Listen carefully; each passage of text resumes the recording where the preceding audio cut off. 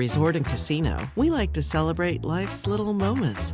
Oh, and the big ones too, because around here, when you're completely in the moment, that's when the magic happens. Come in and find your moment at Wind River Resort and Casino.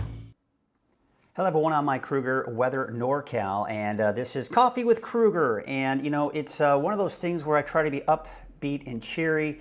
It's kind of a hard one to do, especially when you got this big fire going on in the Chico area, just east of Chico here, called the Park Fire. It has grown substantially over really in the overnight hours. It started yesterday afternoon and only grew and expanded. But the thing is, we do know that there are structures that have been impacted by this, but the bigger communities such as Chico and Red Bluff and Los Molinos, for example, all of these areas are to the west of the fire. The main fire is mainly in rural areas within the foothills. I mean, it's just hugging the valley right now. There are evacuation orders and warnings, including parts of the valley, but keep in mind the fire itself is mainly east of the valley. Now, before we get into the details of this fire and what's going on with the fire, a couple of things I want to do. First thing is we are going to try to make this as interactive as possible. So for those of you who are impacted by this, you have an evacuation order or a warning, this is an opportunity for you to take advantage of having me your access. So if you're on Facebook or watching this on YouTube, for example, you can type in questions and I will see those questions coming in right here on my chat line here. So if you're concerned about the fire in your community or area, we'll see if we can address some of those concerns and those questions. Now, we're going to kind of give you, I want to give you a quick format of what we're looking at here when we're talking about how we're going to cover and talk about the weather and the fires. We're going to start with just the overall forecast, right? We're not going to go too much into the fires. Then from there, we're going to go into the deep dive into the fires and then kind of a little bit more in the forecast. And then we'll take a look at the ag report and then go into a deep dive of just the forecast, not necessarily on the fires itself. All right, so let's get you into what's going on right now. Now, first of all, as we talk about, we're going to be talking about mainly just the forecast itself. So let's take a look at the radar. Now, yesterday, and really the last few afternoons, we've seen a lot of thunderstorm activity in Modoc and Lassen counties, and yesterday was no exception to that.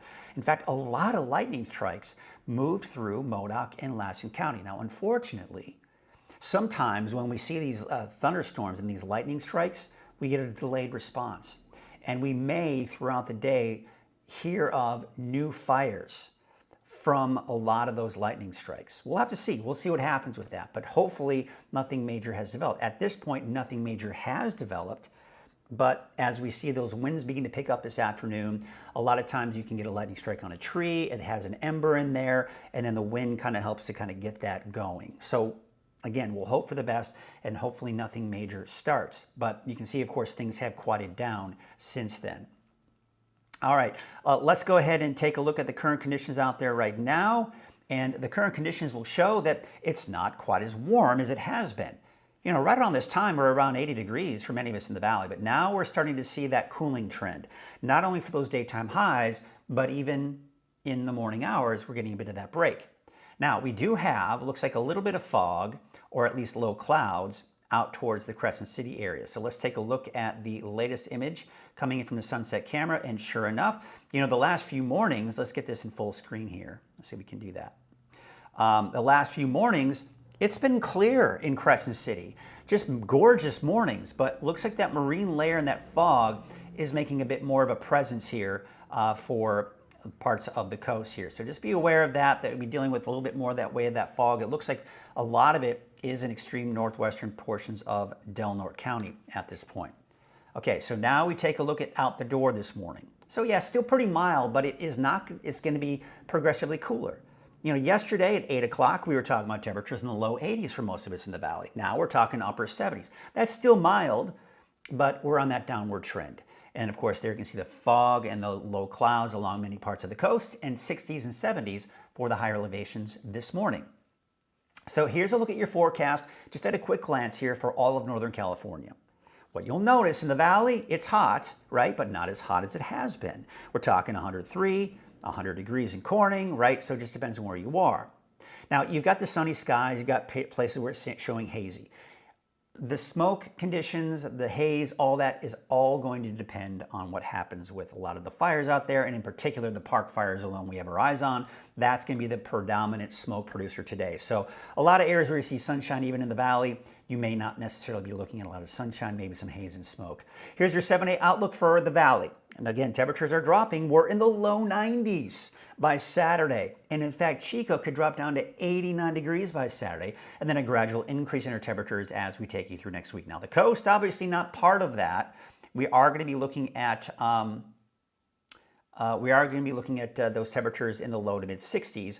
Inland areas in Trinity County, temperatures dropping this weekend, going back up as we take you through next week. And your 7-day outlook for Siskiyou County, Modoc County, and not to mention for the Eastern Mountains, temperatures dropping, going back up. And another thing you'll notice in the mountains, I don't have chances for showers and thunderstorms in there. So that is at least something we can kind of shelf for now as far as any concerns are when it comes to dry lightning strikes. Okay, so I'm going to check in here. And again, I want this to be interactive. If you are watching from an area near the fire, I want you to know that this is a resource, that Coffee with Kruger will be the best time of the day for you to check in with me and ask any questions, and hopefully I can address any of your concerns or comments. Just kind of checking in with some of you right now. We've got Jeff Johnson, Tracy Sackett saying good morning. She's got prayers for everyone that are impacted by those fires. It's not looking good at this point with that fire. It grew. I mean, it just exploded overnight. Good news is it still is not impacting a lot of the higher populated communities. We got Stephen just kind of confirming that I'm coming in fine here. Beautiful, and 56 degrees in Etna. Shelly is saying good morning. Hope you're enjoying your trip and that cup of coffee. I am. Thank you, Shelly, for reminding me I got that coffee. Sometimes got to take a break and enjoy that. Good morning from Bill Carlton saying good morning. Everyone have a blessed day. And Chris is saying good morning as well. So thank you all so much for tuning in this morning and chiming in as well. So let's get to these fires. Let's talk about the Shelly fire. This is something I don't like seeing either. If you recall, over the last few days, I've been talking about the wind pattern. Now, typically this season, what we've seen here, minus the wind events, right? But typically what we've seen here this season are calm winds in the morning and the winds picking up breezy, if you will, by the afternoon for the valley and some of the mountain locations as well. We're still seeing that trend. Winds aren't that bad in the morning hours, but unfortunately, it's beyond just breezy out there. The winds are getting gusty. Today, they were even yesterday, and today and tomorrow, even into the first part of the weekend. Now, as a result, we are seeing for the first time in several days some recent activity coming in from the Shelly fire. The areas of yellow is about 24 hours old. The areas in red is about 6 hours old. So you can see overnight, we did see a flare-up, if you will, from the Shelly fire, and most likely even a little bit more smoke developing as a result. We take you out to the Hill fire. The good news is, haven't seen any recent activity there, so that's good to see. However, and same thing here with the Mill fire. Here you can see areas of yellow indicating 24 to even 48 hours old. So really no recent activity coming in from the Mill fire either. But of course, we've got a new fire we need to tell you about, and that is the Park fire. Now you can see all of the areas in red. Look at that little orange dot or yellow dot that you see there, north. That's where the fire started. In the park, otherwise known as the Park fire, right? In Bidwell Park, northeastern Bidwell Park area. Then we saw it kind of grow northeastward, and through the night, again, it just exploded and mainly moved to the northwest. Now, again, you look at this and you see Chico, you see Corning on the map, you see Orland, still pretty far from these communities. So if you're in an area where there's an evacuation warning or an order, that's just for precautionary purposes, right? Because it is hugging the valley at this point. Most likely there are structures that have been impacted by this, right? That have been burned. There's no doubt in my mind that if there was a structure in the path of this fire because it moves so rapidly, that there unfortunately has probably been a lot of property, has been some property damage. Nothing confirmed, no reports coming in at this point, but that is something we've got to watch. Let's check in to see if there's any questions. I'm just going to keep checking in every once in a while. Where's my mouse? There it is. Good morning. We just got a lot of good mornings coming in from Barry, Pina, and Susan. Also saying good morning. Well, thank you for chiming in, and thank you for your good morning and your blessings there this morning. Let's take a look to the fire perimeters now. All right, so this is the Shelley fire. As you recall, I mentioned that there was some recent activity. However, the fire hasn't really grown, but the containment has gone up since I reported on my morning update, which I record in the morning. There's been some new information. That's why I always say come to Coffee with Kruger for the latest data coming in. 66% containment, and 24 hours ago it was 62. So we are seeing better containment lines, and the fire is now at 15,492 acres. Let's take you to the south. Now, what you're seeing here with the hill fire, I want you to take note. You can see the solid red, that's the perimeter from 24 hours ago.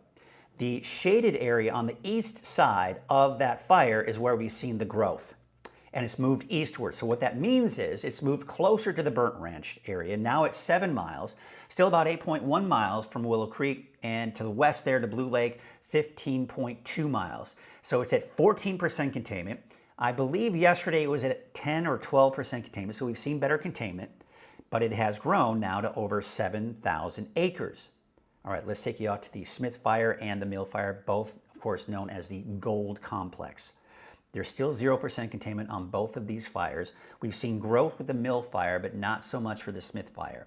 So we're at just under 3,000 acres with the Mill Fire, south of Portola. A lot of lines here. The white lines are coming in from the Mill Fire. There you can see drawing that line to Quincy, 25.3 miles from that western perimeter, and the northern perimeter of the Mill Fire is 4.8 miles, maybe a little bit closer than that because there's that little area up to the north. We take it to the Smith Fire, that is about 2.4 miles from Portola. But again, keep in mind, when we look at the Smith Fire, we're not seeing any heat signatures coming from it from the satellite image, so we haven't seen a lot of activity. We haven't seen any growth over the last 24 hours out of this one. All right, let's start talking about the Park Fire now. Okay, now before we get to that, I'm going to check in to see if there's anybody asking any questions. You got someone saying, good morning, it's still hot. T's and P's for our responders.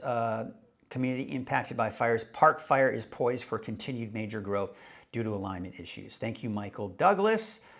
Good morning, Mike. Can you give an update on the wind direction for the next few days? I live in Shingletown and want to know if it's going to be smoky here this weekend. We'll take a look at the fire map here in a second, so hang tight. We're going to get into that more detail with what's going to happen with the smoke forecast. But in general, just to answer your question, the winds are generally going to be from the south. Now, they're going to be from the south, southeast, maybe a little bit from the southwest, but generally coming in from the south. So that's, of course, means you got to know where you are in vicinity of the fire, and those winds could have an impact. We got Lynn saying thank you to the firefighters. All right, so let's get to the the radar image. Now, the radar image, usually we use it to detect rain. But because you get a lot of ash and debris that comes from the fires, you can typically see a signature of that ash from the fire. Now, if you look closely, you'll see north and east of Chico. You've got a line right there. That line, that right there is the plume of smoke. That is also the ash coming in from that. And we started seeing a lot of the darker greens and yellows from early on when it really exploded last night. We started to see some of that heavier areas of debris. Again, look at the early parts of this, right? See the yellows in there? That's indicating when the fire really took off. So there was a lot of ash, a lot of debris coming in from that, and the radar picks up on that. All right, so that's kind of interesting taking a look at that. Now, this is the winds right now. They are a little strong in vicinity. Look at to the north and east of Chico. See that area of green? That's over 20 miles per hour. So the winds are blowing this morning in the vicinity of the fire, unfortunately. But overall, the winds aren't that bad. Now, when we look at the winds for today, it just doesn't look good. Look at the winds. I mean, they're just getting stronger this afternoon. 20, 30, 35 miles per hour is a very good possibility later on this afternoon. Dry conditions. Take a look at the humidity levels out there. Okay, so you can see Chico, you're at 7%, 8%. In the teens for Chester, going between, they're split the difference. You're at about 10% where the fire is. So the combination of the winds and the low humidity, it doesn't look good. The park fire is most likely going to grow. But here's the thing. Look at the direction of the winds. You see the direction of the winds there? It's mainly going to grow to the north and northeast. So it won't be impacting, at least at this point, based on the current conditions and what we expect the winds to do. The fire will most likely not grow a whole lot closer to the valley. The west side of the fire is not the biggest concern with the park fire. It's the north and east side of the fire that we've got to watch. So we've got communities like Quincy, Chester, Bernie. If this fire should expand and grow to a big rate, that could be something we've got to watch here as we look into this. Lauren Ford, is the Hill Fire affecting traffic on Highway 299? I'll check that. We'll take a look at some of the evacuations and all that. But as of right now, I don't think it is. I haven't heard any reports on that. But we're going to take a look at watch duty and see if any of that kind of comes in. Good question. Thank you. David Hoffman says, moisture latches onto particles created by fire producing isolated showers and lightning. Yeah, I mean, so there's all kinds of different factors. Thank you, David, for that information. There are a lot of factors when we're looking at the radar, but what you were looking at there was not necessarily rain, but just kind of particles in the air from the fire. Whether it is ash or, like David was saying, moisture latching onto those particles. Okay, so let's take a look now. What's the next map coming up here? We're going to take a look at the fire weather risk. Now, when we look at this fire weather risk, what you'll see here is that it's in the high range for the valley, and of course east of that. Now, one of the reasons why the fire weather risk has dropped a little bit when we look at this particular forecast model is because this looks at three different things: temperature, humidity, and winds. We're really taking out the heat. It's not going to be as hot today, so as a result, the fire danger does drop a little bit. That being said, we can't let our guards down because it's still dry and it's still very windy out there. So that's something we need to watch here as we go into the next 24 hours. Now, the moisture that was producing the thunderstorms the last few days in the eastern mountains and Modoc County, that's moving out. That's the monsoon moisture. So we don't have to worry now about lightning strikes because that activity will be off to our east. However, take a look at this. For today, of course, not much going on, right? We've got things clearing out for the coast. You've got sunny skies eventually, but no thunderstorms popping up this afternoon in the eastern mountains. And when we look at the deeper dive forecast, we'll extend this into Friday and Saturday. You'll see that it is going to get a little bit closer over the weekend, but still anticipating dry conditions. And of course, we take a look at your 10-day trend, and what we're seeing here is the temperatures dropping over the next several days. All right. We're kind of straying away from the fires. I want to get back to the fires here. So let's take a look at the park fire. Now, the latest information coming in from the park fire, we're looking at watch duty right now. The latest information coming in from the park fire is that it's at 45,000 acres, 45,549 acres, 3% containment. All right, so at least we're getting some containment on it. That's good. Typically with fires this young, we haven't seen them very long and they've exploded over the overnight hours. We typically don't see a lot of containment out of them, but at least we're seeing containment. That tells us something, right? That there is some form of control, but there still is a long way to go with this fire. So let's take a look at, zoom it in here. And you can see here, we're going to kind of take this out so we can get those out of there. All right, so you can see the lighter shades of red and, of course, yellows. The lighter shades of red is where we have the evacuation orders. The yellow is where we have the evacuation warnings. The orders means you got to be out of there. If you're watching this from home and you're in that red zone, you shouldn't be. You need to be out of there.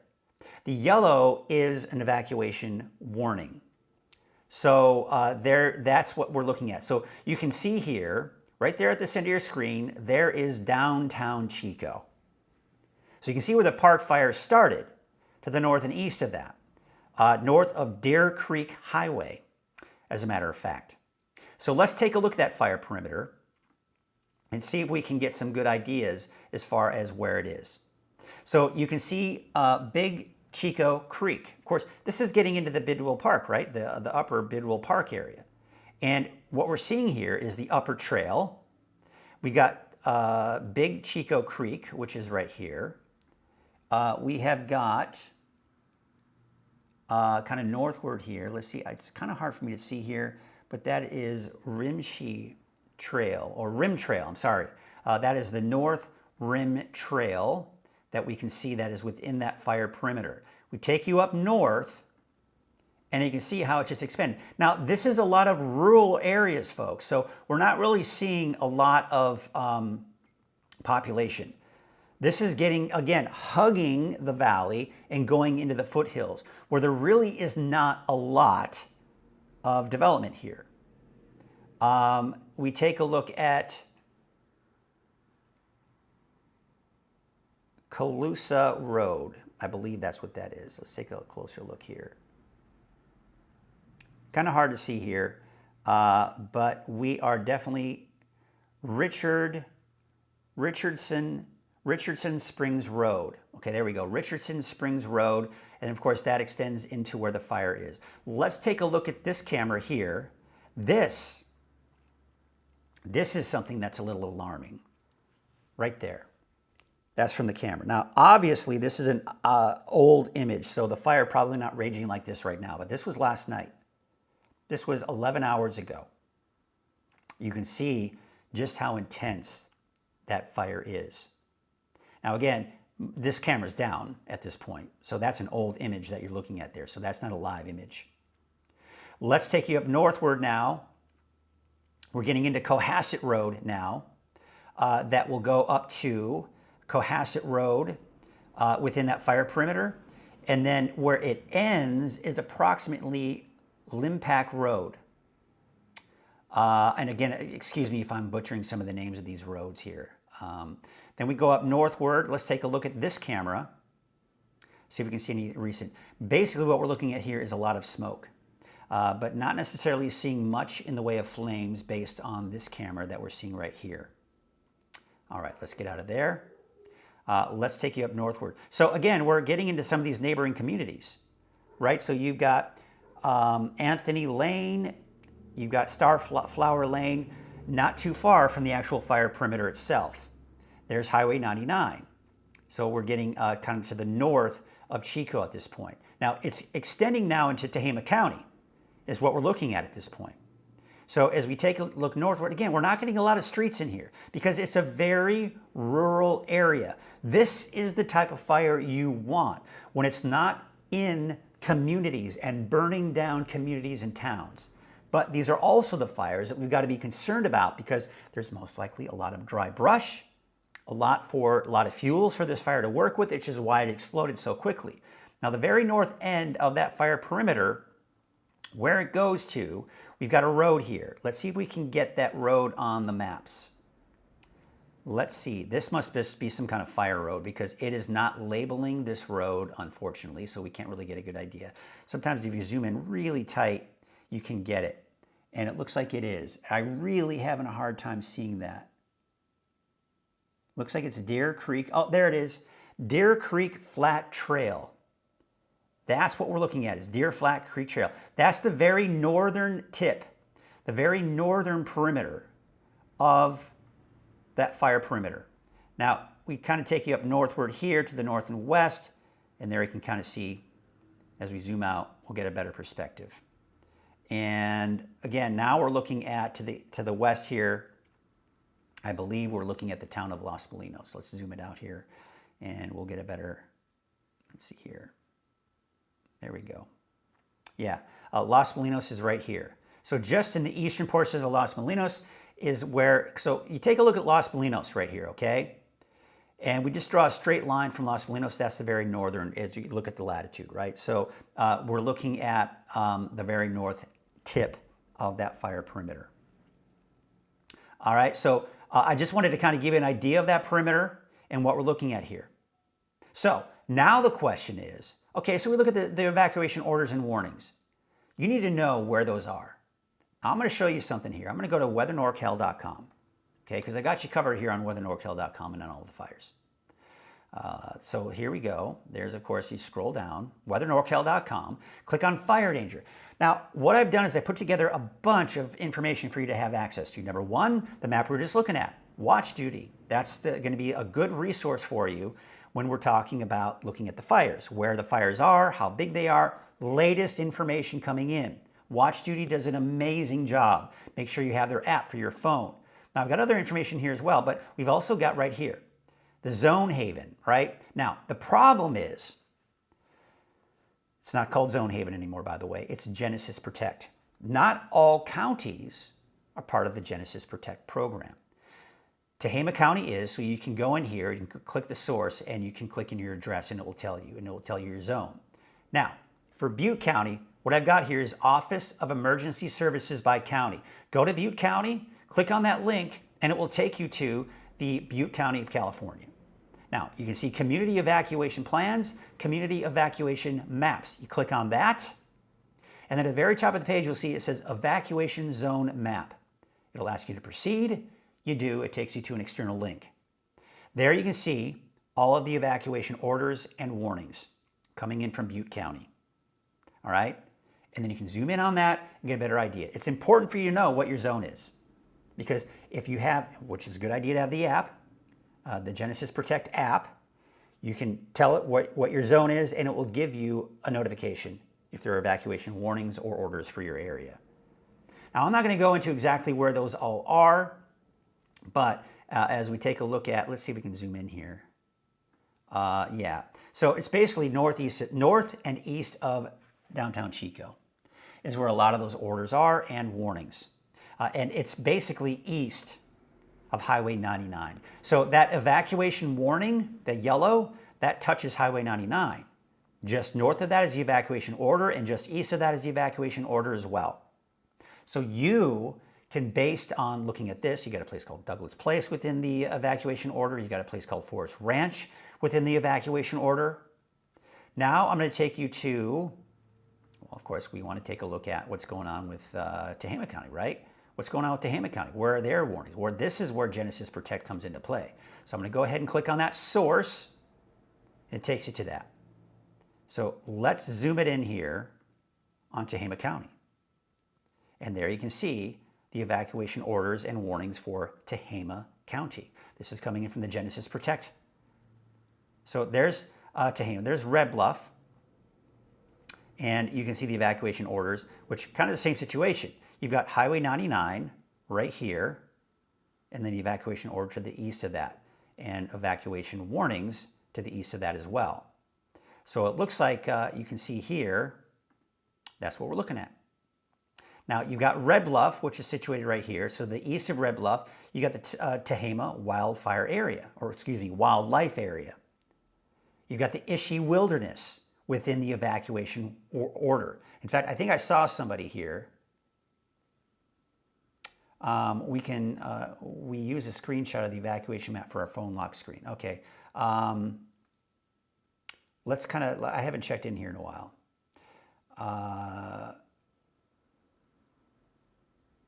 Michael Douglas saying, your point about the fire blowing up this afternoon can't be said enough. Please heed all evacuation warnings and advisories. Leave early, go, and give responders act. He's right. He's right. If there's an order or even a warning, make sure you know and you take the necessary precautions. It's very important. Yes, so he's saying it's in the Ishii now. It's in the Ishii Wilderness. That's where the evacuation order is, and that's where the fire is. Michael Douglas, when you get a chance, I'd like to maybe see if we can maybe talk. You can instant message me on Facebook.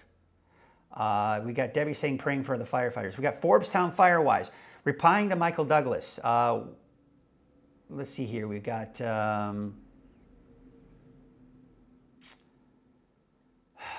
yeah, you all are kind of communicating with each other. Forbes-town Firewise and Michael Douglas. That's great. Use this as a place to communicate with each other as well. Even if I can't necessarily use the information, it's good for you to all communicate with each other. Forbes-town Firewise said, we use a screenshot of the evacuation map for our phone lock screen. Yeah, I mean, everybody's got to do what they got to do to kind of remind themselves, right? So it's very important. So that's what we're looking at here with that map, the evacuation orders and orders. Again, we could go into that detail, but it's important for you to know how to access this information yourself. And you can access it through weathernorcal.com in the fire section, and you'll be able to find it from there.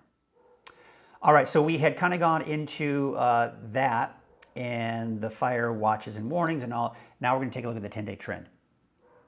Now it's time to take just a break. We got a special segment here that we call NorCal Ag. And this is sponsored by Lassen County Nursery. Now, what we do with NorCal Ag is we kind of just interview farmers and ranchers and just get information on the local agriculture community. Now, Jerry O'Lennon has been doing some work for me, and he did a report with the Ag Commissioner. And they talked about pesticides, and there is a report that just recently came out on pesticide residue, because obviously people are concerned about pesticides and it being on their food. Well, you can rest assured that everything's okay, and this will confirm that. So let's take a look at Jerry O'Lennon's report on the pesticides and that particular report in Butte County. Hi there, I'm Jerry O'Lennon with Weather NorCal, and this is the Ag Report sponsored by Lassen Canyon Nursery. I am in Orville at the Butte County Agricultural Commissioner's Office with its Commissioner, Louis Mendoza, where the Department of Pesticide Regulation came out with its annual report. Louis, thanks for being with us. How did it go? The report went well. The report that was released in May indicated 97% of the produce that was sampled contained no pesticide residues on that produce. How does that compare to other areas that grow similar crops? I think this is statewide. There was 3,281 samples that were taken. Like I said, 97% of them came back with zero pesticide residue. 60% of them had some residue, but it was below the acceptable tolerance for produce that's established by the EPA. Louis, what is the reason for the success? Well, in California, we have the most stringent pesticide use enforcement program in the world, basically. We have 500 licensed inspectors throughout California that inspect pesticide use monitoring. We have 55 ag commissioners representing 58 counties. We conduct over 32,000 inspections a year on the agricultural industry to make sure they're in compliance with pesticide use enforcement.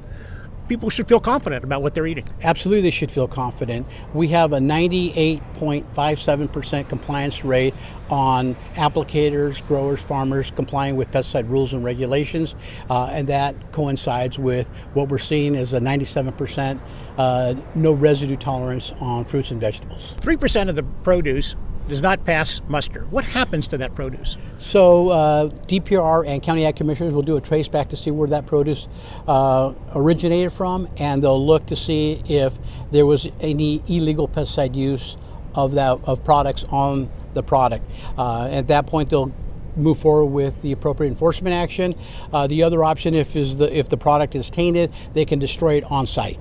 Do you think that there's too much regulation, and does that cause prices to go up higher for the consumer for some of these items? Yes, we do have a lot of regulations in place, but again, it's to protect the consumers, protect the environment, it's to protect the public. And what we want to do as ag commissioners and enforce those laws and regulations that pertain to pesticide use. And yes, we have our state legislature that's adding more regulations, more laws, and so we're doing our best to bring up to speed our ag industry, what those new requirements are, and mostly for us to make sure that we enforce whatever is sent down to us at the state level so we can comply at the local level. Mendoza, the Agricultural Commissioner of Butte County, thank you so much for this important, valuable information. Thank you, Jerry. And that will do it for this edition of the Ag Report. I'm Jerry O'Lennon for Weather NorCal. Thank you to Jerry O'Lennon for that report here, and just kind of give you some ease of mind here. I want to thank, of course, Lassen County Nursery for their sponsorship of NorCal Ag. Without it, we would not have this report, and I do think a lot of you do find this to become good, useful, and good information here when it comes to the actual ag report and all that good stuff. In fact, Forbes Town-wide saying, great ag report. Well, thank you for your chiming in and checking that out. Well, tell you what, let's do this. Let's take a look at the forecast. And if some of you are coming in for the first time and you're like, well, what's going on with the fires? We'll maybe take another look at those fires here at the end of this. But in the meantime, here's what we're going to do. First things first, I forgot to start the recording, so I may do another in-depth report on the fires. I'm going to start recording this so we can get back to that a little bit later. But as you know, Coffee with Kruger is sponsored, and it is made possible by Wind River Resort and Casino. At Wind River Resort and Casino, enjoy friendly service, a wide variety of specials and promotions, plus all of your favorite slots and table games. All right, let's go ahead and take a look at your current conditions out there right now. And what we're seeing here is, look at that. There were a lot of lightning strikes again yesterday afternoon for Modoc County, Lassen County. Now, here's the good news. That should be it for a while. I'm not anticipating any more thunderstorms here for the higher elevations anytime soon. Now, temperatures are not quite as warm as they were 24 hours ago. We are on that downward trend with those temperatures. That's good to see, and that will continue. So temperatures are finally starting to drop today. Yesterday, as I mentioned, was the transition day. It was still very hot out there, but temperatures will continue to drop. The monsoon moisture, it's moving out. So as a result, no more mountain thunderstorms. Most of the thunderstorm activity will stay to our east in Nevada. The cooling trend will be going into the weekend, but next week, we've got a gradual warming trend. Now, we do have a red flag warning for Modoc County, eastern Lassen County for today, due to the dry and windy conditions out there. But keep in mind, even if the areas outside of the red are not part of the red flag warning, that doesn't mean that it's low fire danger, because it will be high fire danger. There you can see the fire outlook for today, the fire outlook for tomorrow. Not looking good, my friends, because you can see here just the same situation. And the reason being, the winds are a factor again tomorrow, and not to mention the very dry conditions as well. So let's take a look at the winds right now. You can see, for the most part, they're not bad. However, look at the area of where the park fire is, just northeast of Chico. See that area of green and getting into the yellows? That's winds in excess of 20, 25 miles per hour. Not a good sign. And you can see it gets even worse this afternoon. This trend, where we see it die down a little bit in the morning, will continue into Friday. Look at that. Now we're still seeing those gusty winds again for your Friday afternoon. Still looking at those gusty winds again as we go into Saturday afternoon. Now, is this a major wind event? No, we're not looking at 40, 50 miles an hour. But when you get into that 30, 35 mile an hour range, that's something we got to really pay close attention to. And that's one of the reasons why the fire exploded last night. Because we had, look at this, you see the dry conditions that we have there? And on top of that, the winds were a driving force as well. So these are not prime conditions. These are really bad conditions for fire and fighting fires, because the fuels, they react immediately to the dry conditions. And when you have those very dry conditions, it doesn't help. Now, look at this. On Saturday, it's still dry. 20% is still very dry, folks, because when you compare it to what we're seeing now, single digits, yeah, it doesn't seem as dry, but it's still very dry. But there looks like some recovery. There may be some improving conditions from at least the drier conditions. Now, looking at the fire weather risk, I mentioned this earlier. This takes three factors into play. Temperatures, so the heat can be a driving force, especially if it's really hot. The humidity, how dry it is, and the winds. If you take out one of those factors, if you see the temperatures drop, as a result, based on this forecast model that we're seeing here, it drops and lowers the fire weather risk. But that doesn't mean it's low. We were in the reds, which means the extreme, because it was so hot the last few days.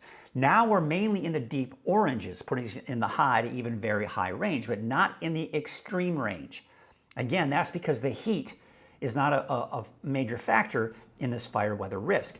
That's going to be the case again for your Friday, and that'll be the case going into your Saturday as well. We're going to be looking at that fire danger. So potential for Thursday. Well, there you have it. See that? The winds. That's the big W that you see on there. And the orange. That's going to be the case again on Friday, although that will mainly shift to the east by the time we do get into your Friday.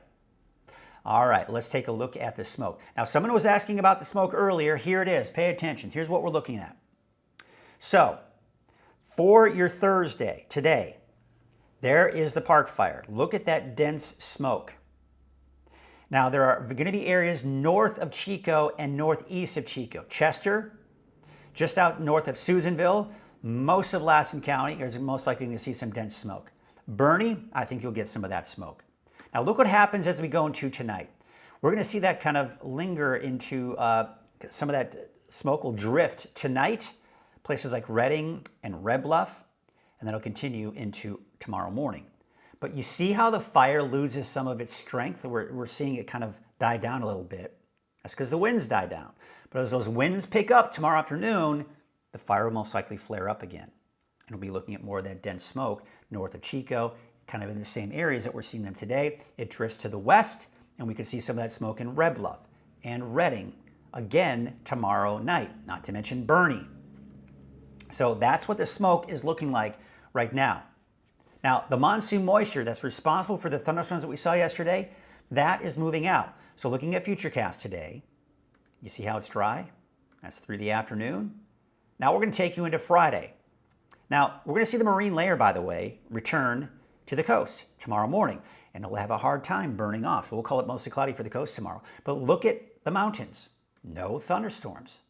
Now, as we go into Saturday, you see how we're seeing some thunderstorms developing in just east of our state line there? It's going to be uncomfortably close. We can't rule out a straight thunderstorm maybe Saturday in extreme eastern Modoc or extreme eastern Lassen County, but most of that activity will be to the east. Now that's Saturday, and we're still seeing some of that fog kind of persisting. Now, we look at the long range. I just want to show you here that we're not seeing much of a return of that monsoon moisture coming in. Now, it looks like maybe towards the middle of next week to the end of next week, we could see a little pocket of that moisture coming in, but overall, I'm not seeing a major threat of that monsoon moisture coming in. Now, the monsoon moisture is good for a few things. It increases our humidity, and it gives us that chance for rain. But what it's bad for is the fact that we typically see thunderstorms as a result. So we don't really want that monsoon moisture to work its way in, even though it does give us a bit higher humidity. So there's the heat. You see how that heat expands and moves to the east? That's the cooling trend. We're dropping down to the low 90s, even upper 80s for some of the valley. For Saturday, that's the peak of the cooling trend. Now, it stays cooler, if you will, Sunday and Monday. But you see that area of high pressure over New Mexico? That is going to expand northward through next week. That means our temperatures will slowly but gradually increase through the week next week.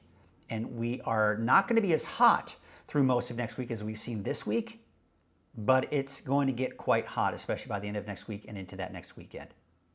All right, so let's take a look at your wave heights. These wave heights have actually increased a little bit here for today. They'll increase again for your Friday. So what that means is no small correct advisory this morning, but there will be a small correct advisory this afternoon, and your winds will be from the north at about 10 to 15 knots.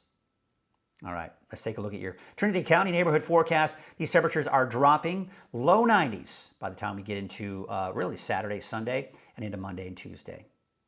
There you can see, of course, we're looking at Trinity County and temperatures dropping there. Really, the overall trend for everyone minus the coast, temperatures dropping into the weekend, increasing through next week. There's a look at Redway at 90, 75 degrees for Redcrest, and there you can see Ferndale, 63, 66 degrees in Rio Dell, and 66 degrees in Fortuna.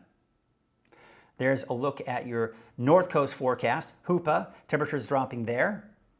And of course, then we're going to be looking at those winds from the northwest at about 4 miles per hour.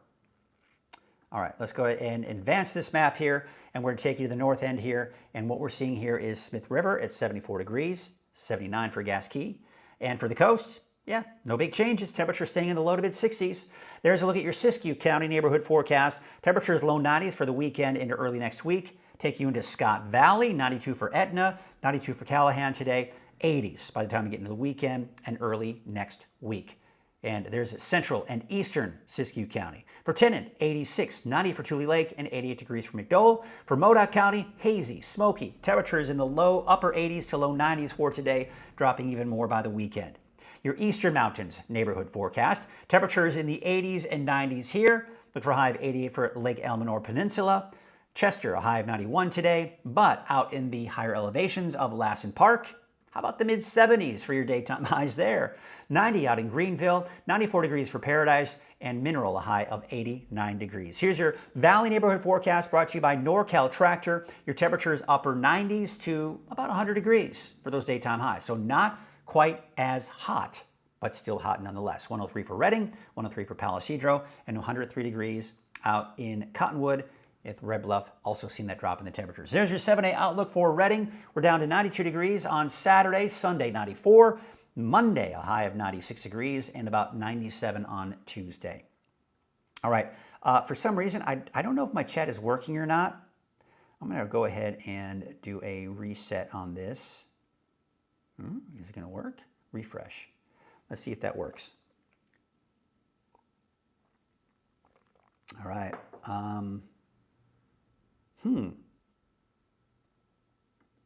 Did we lose the stream? I don't think so. Doesn't look like it. All right, here's what we're going to do.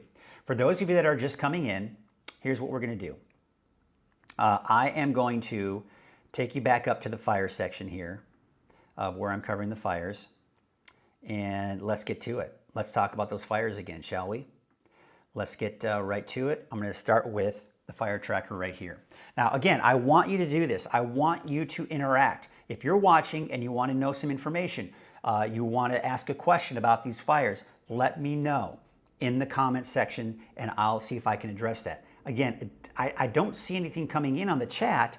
That concerns me a little bit because I may not see it. Let me just double check here. Let me go to Facebook and see if I can maybe get it there.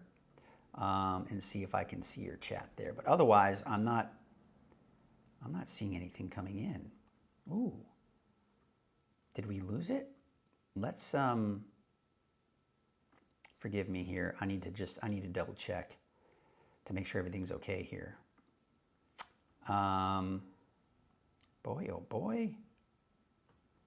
Let's refresh it and see if that comes in.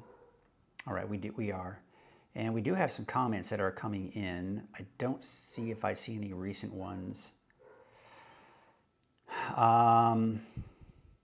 Okay, so maybe there have been some new ones that came in. Let me just kind of check. Yes, we do. Okay, good. They are working. Whew. Okay, so here's what we're going to do. We're taking it back to the Shelley fire. So, and this is something I mentioned earlier. One of the things that I don't like seeing here is the last several days, I've been looking at this map. This is the satellite detecting heat signatures, okay? It's detecting those heat signatures, and when you see red, that's most recent. That means in the last 6 hours or so, we've seen activity from the fire. The last 3 or 4 days, I haven't seen any red, yellows, or oranges. It's been all gray, meaning 5, 6, 7 days old. Now we're looking at some recent activity, unfortunately, from that. So I don't like seeing that, but the good news is we've seen better containment on the Shelley fire. Here's the Hill fire, no recent activity there. That's good to hear. We take a look at the Mill fire also. No recent activity coming in. However, this is the part that we have to pay close attention to, and that is the Park fire.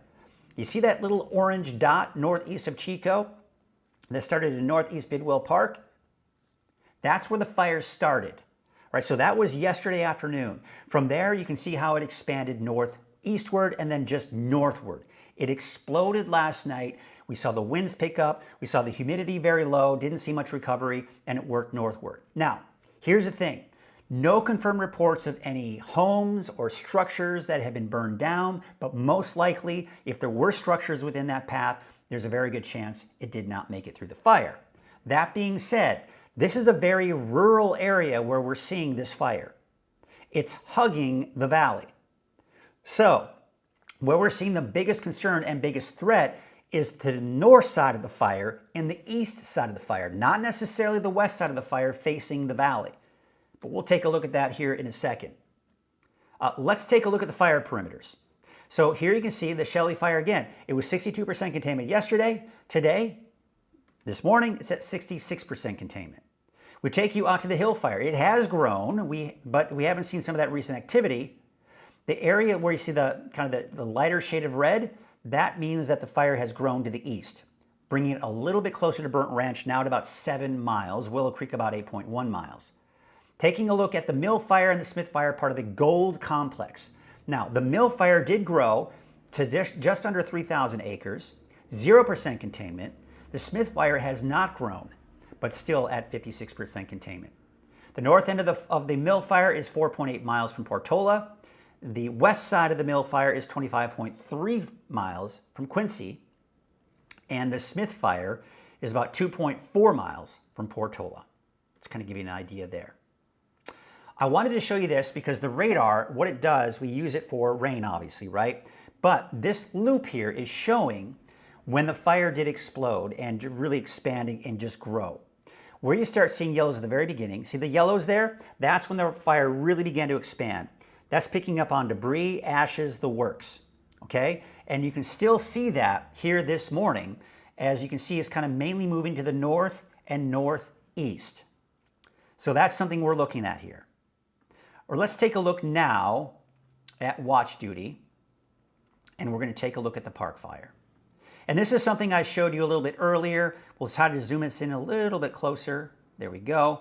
And what I want to show you here again is where the park fire started. And in northeast Bidwell Park. That's why it's called the park fire. So the very southern tip of the fire, where it started, looks to be, we're zooming in here a little bit tighter, we're zooming in here a little bit tighter, and you've got the lower trail. You've got a parking lot. Let's zoom it in a little bit tighter. You have got the Yahee Trail. So right around the Yahee Trail, northward into Upper Park Road is where that fire started.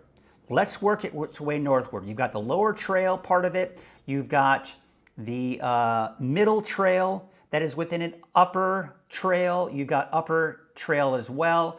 So a lot of these trails you may be familiar with in Upper Bidwell Park, right? North Rim Trail. Now, look what happens as we go northward. We're getting into a lot of rural area. We're not seeing much in the way of homes or anything of that nature. Now, there may be some that I don't know about, but you can clearly see that. This right here is an image taken before this camera went down. That was last night, about 11 hours ago. Look at that fire. It is raging, folks. This fire is no joke. It very quickly exploded and worked its way northward last night. And this is what we're looking at right now with that fire. Okay, that's not right now. That was 11 hours old. Most likely it's not quite raging like that. There's Richardson Springs, okay? We've also got Cohasset Road getting within that. That is east of course, Chico, northeast of Chico. All right, so basically on Highway 99, there you can see Kiefer Road. That's where you have an evacuation warning. Be prepared to leave. An evacuation order, it does include the municipal airport, Chico Municipal Airport. Okay, that is where you have an evacuation order. You need to be gone. Then we go into, let's see, make sure that I have the name of this right. I'm zooming here a little bit closer.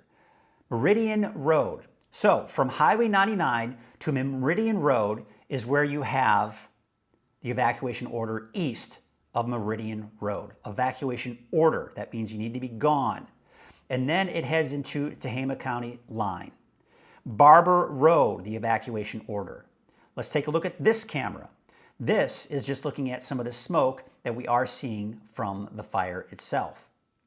Now again, the main fire is within the foothills, just hugging the valley. So as you look over that ridge, you will probably start to see flames and smoke in there as well. Let's take a look at Campbell Mound. Now we kind of start to see kind of taper off a bit as it heads northward. And we're in the Ishii area, for example, where we're seeing some of the fire.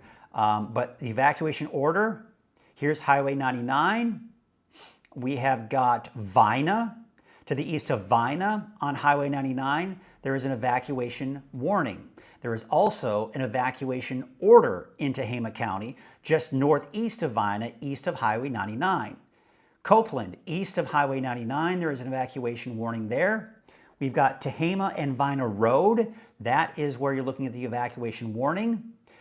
Los Molinos, you are just outside of that evacuation warning. To the east of Los Molinos is where mainly that evacuation warning is. We take you up northward, Dairyville, east side of Dairyville within the evacuation warning.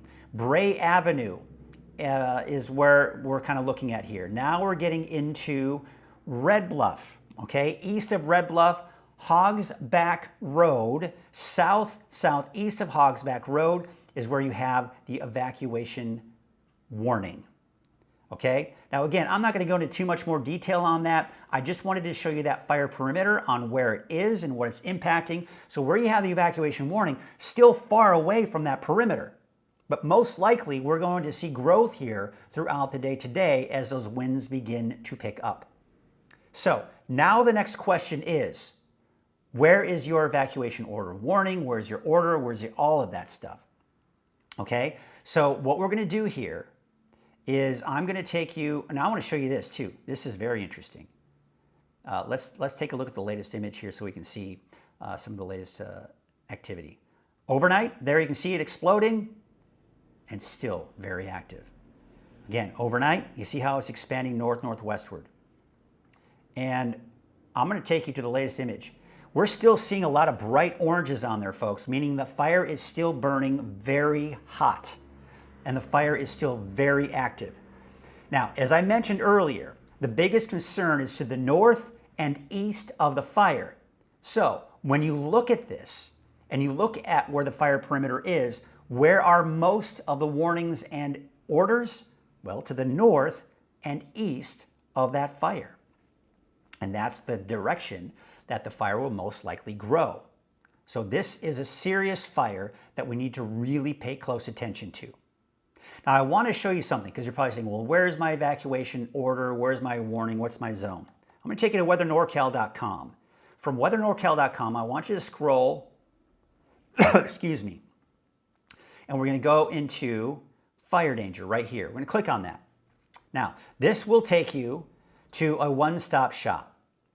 You've got watch duty at the very top. You've also got all kinds of other information, and you have got what's labeled as Zone Haven, but now is the Genesis Project. Now, if you're in Tehama County, you want to go to the Genesis Project, and you can click on this map right here, and it will show you where your warning is. In fact, I'm going to click Source right here. We can even just click on this. Let's zoom it in on Tehama County. You see the warnings are, and the evacuation orders and warnings are popping up there, but not in Butte County. There's a reason for that. Let's take you down to the bottom of the page. Go here, Butte County. Click on that. It'll take you to a website, the Butte County website, Evacuation Maps, Community Evacuation Maps. Click on that. Then at the top, you'll see Evacuation Zone Map under Community Evacuation Maps. Click on that. This will then ask you to proceed, and then it will click on a new map, and you can see all of the orders and warnings right there. So that's what I want you to do if you're not sure where your zone is. Go to weathernorcal.com and follow the directions that I gave you, and that's what you need to do. All right, that's going to do it for us, folks, here. We are going to call it a morning. We covered the fire twice this morning, gave you your latest forecast right here in Coffee with Kruger, and I hope you're able to find this information useful.